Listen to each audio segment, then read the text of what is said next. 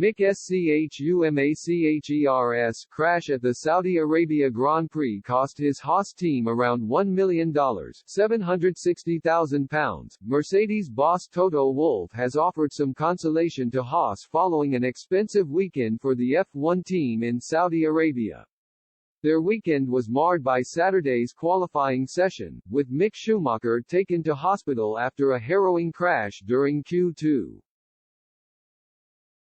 The German driver lost control of his car at the exit of Turn 10 whilst traveling at 170 miles per hour, and as a result missed the Grand Prix the following day.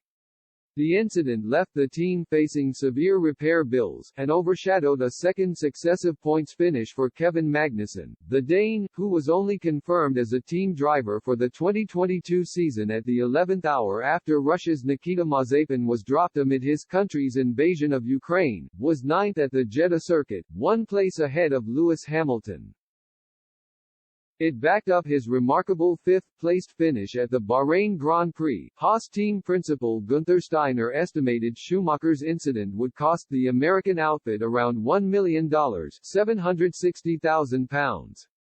Given the $140 million cost cap, that figure represents a considerable chunk of the team budget in a new of F1. Steiner did claim the team had a contingency plan for crash damage, but Wolff has suggested they won't need to dip too far into resources.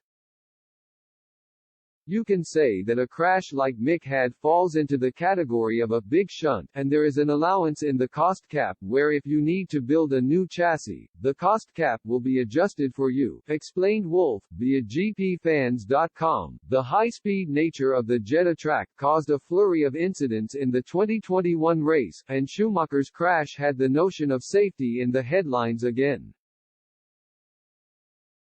Formula One is dangerous and city circuits are the spectacular ones, among the most spectacular ones, and the drivers need to take more risks so you are always on the knife's edge, added the Austrian. Wolff, 50, has his own problems to deal with ahead of this week's Australian Grand Prix. Again, Mercedes struggled for pace in Saudi Arabia, with George Russell and Hamilton finishing 5th and 10th respectively. The team principal has branded the team displays thus far unacceptable and has vowed improvements will be made in Melbourne. The first practice session takes place on Friday. Yeah.